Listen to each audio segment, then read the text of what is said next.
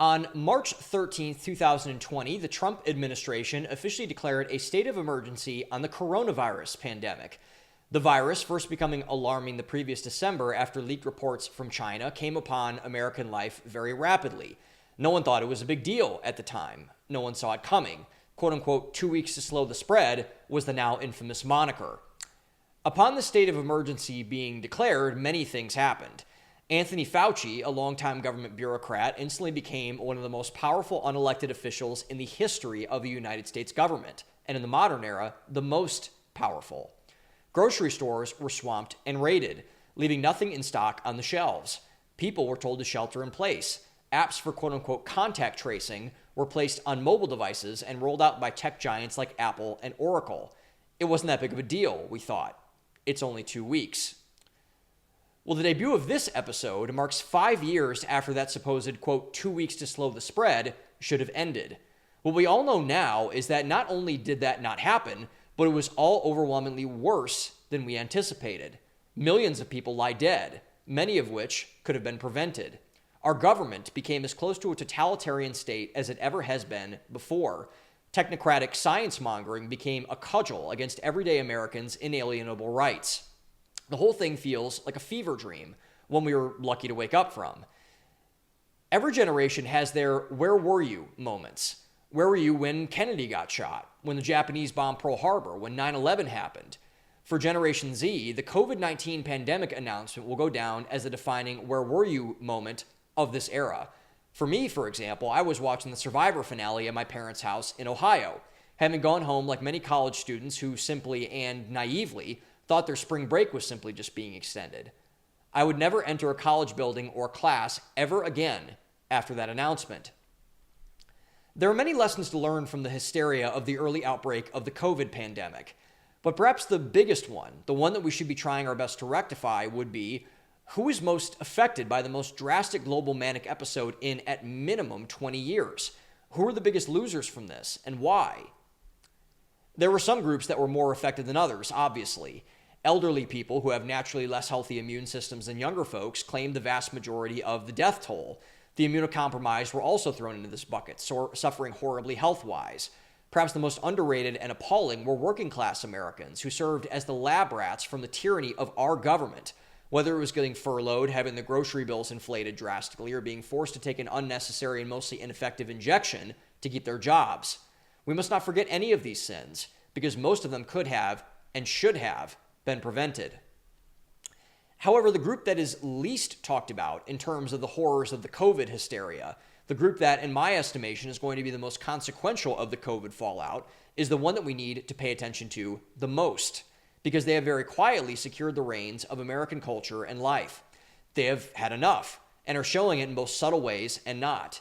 It's their show now, whether people have noticed or would like to admit it or not. Young people. When looked at upon first glance, people may scoff at this. Young people have been known, particularly in the past decade, for being very loud and very open about what they feel is wrong with America. They've seen their entitlement, their narcissism, their wannabe elitism, and have done the right thing by dubbing them as childish and unserious actors. And I fell into this category. For the longest time, I dubbed my compatriots as a lost generation, one that would fall into the historical ether as a completely feckless and impotent epoch of American life.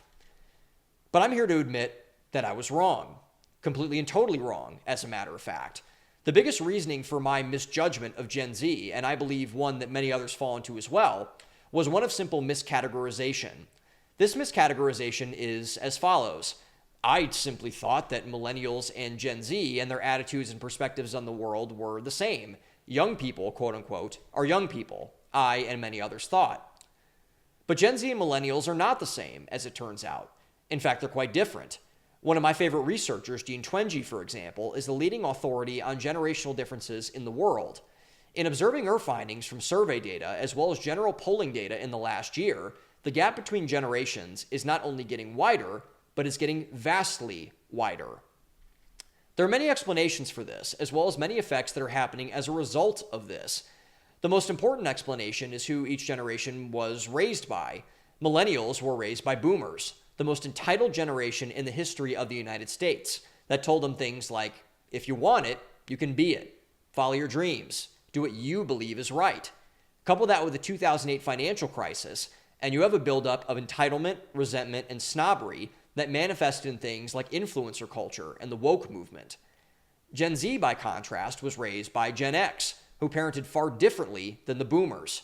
They were much harder on their kids, almost to the point of being obsessed with their kids. They drove them to do multiple pay-for-play sports, for example, shelled out thousands for tutors for every class and exam, and shepherded them across the country to shop at the best colleges. Couple this to the COVID pandemic, and you get something entirely different than what happened with the millennials. If you are a top-performing, high-earning man in a corporate job, I have a free gift for you, the Value Economist Handbook.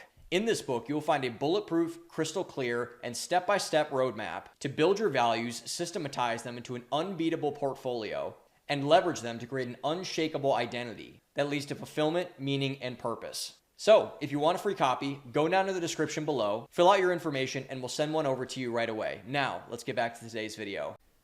The vast majority of Americans, myself included, thought that Gen Z was going to adopt a similar emotional posture towards the world that the millennials had.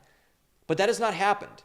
Instead of entitlement, resentment, and snobbery, the emotion that most defines Gen Z, particularly after the COVID pandemic, was completely unexpected at the time, but completely logical in hindsight when looked at in plain sight.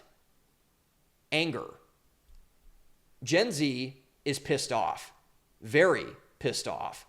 They're sick of the madness, the arrogance, and stupidity of people who claim to know better than them, the out-of-control nature of seemingly everything. They're a kid at a theme park who took on a roller coaster that was a bit too much of a stretch for them. They've already experienced what the ride entails. They want to get off, and they want to get off now. But throughout their most consequential and formative years, they were not allowed to. When you think of the tyranny of our government and ruling class over the past half-decade and how it affected young people specifically, the findings are nothing short of appalling. Millions never got to go to their senior prom. Millions more never got to walk across the graduation stage in either high school or college, or perhaps both, depending on where you lived. They were demanded at the point of force to stay away from their family and friends. You don't want to kill grandma, do you?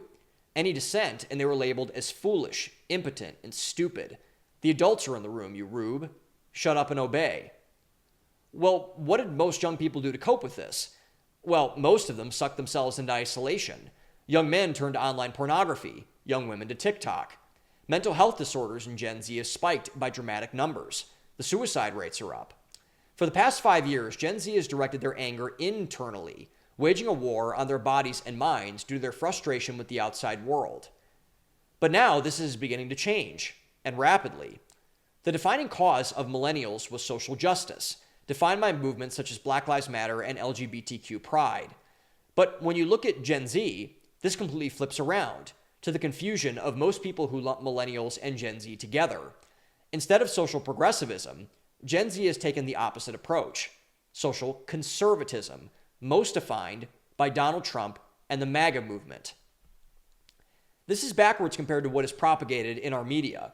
Young people hate Donald Trump, they claim. They think he's a bigot, a monster, a racist, a transphobe. But do they? It turns out Gen Z actually likes Donald Trump. A lot.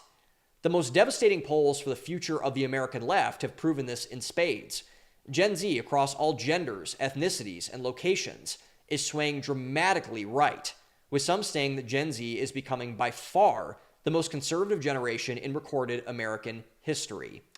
Data from Charlie Kirk and Turning Point USA, for example, says that in most to all of the previous 7 swing states, Donald Trump was able to win by small margins in small pockets. Kirk himself went to over 100 colleges in the final stretch of the campaign. And think of the universities in those swing states. The University of Wisconsin-Madison, Penn State, Arizona State, the University of Georgia, both the University of North Carolina and Duke. According to Kirk on a post-election podcast with Megyn Kelly, he claimed, in my estimation accurately so, that even moving 1% of those young people, those Zoomers, on those specific campuses, won the election for Donald Trump. This has never been the case with young people. Your liberal, young, and conservative late people have said. But it now seems to be the opposite. So why? Well, for starters, it's not because, like some people would lazily claim, that Gen Z is somehow a return to a non-existent, bigoted, misogynistic, and racist past. When you look deeper into the sympathies of Gen Z, the overwhelming majority generally don't care about social activism or justice. Being generations removed from those fights, they've largely taken those issues as baked into the American cake. What it is a return to is something I don't believe is accurately defined as conservatism. Rather, I believe it's something much more optimistic and much more sustainable than a simple political ideology. Traditionalism. What Gen Z wants more than anything else is to have things be normal. They don't have the dreams of the millennials or the boomers. They're far less quote-unquote aspirational in that sense. They prefer to have their feet firmly planted on the ground. Theologian Owen Strachan, one of the smartest and most thoughtful commentators of our time, has dubbed this the normie revolution. What is cool to Gen Z, what is, quote, aspirational to the next up-and-coming generation of Americans, is what the American dream was always meant to be. Accessible, affordable, and repeatable. Trivial things like politics and skin color are a waste of time to them.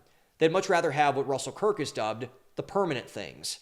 Pieces of life that will always be valuable, no matter who or what you are. As put by Strachan, quote, the next big trend in the West is the normie revolution. Many young men and women are choosing to rebel against, quote, fluid modernity and raging instability as they turn to Jesus, invest in a church, serve their community, work hard, and raise kids. Beautiful. These young men and women have grown up in broken or frozen homes, faced digital addiction, suffered in lockdowns, and taken pills to find happiness. None of that helped. So they want love, forgiveness, purpose, hope, identity, and stability. Jesus offers it all, end quote.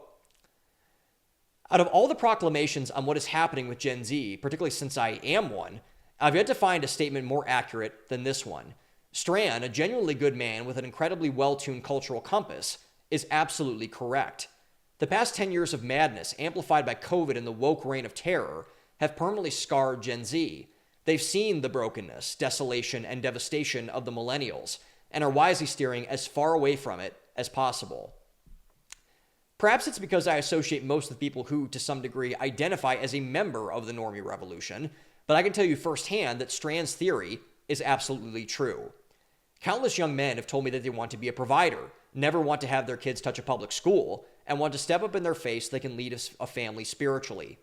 Countless young women have told me that they would prefer to be a mother over a laborer, have more children than the current birth rate, and want to be led spiritually by a man.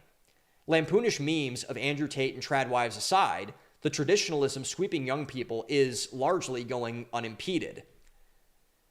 If anything should make you optimistic about the way our world is trending, it is unequivocally this phenomenon.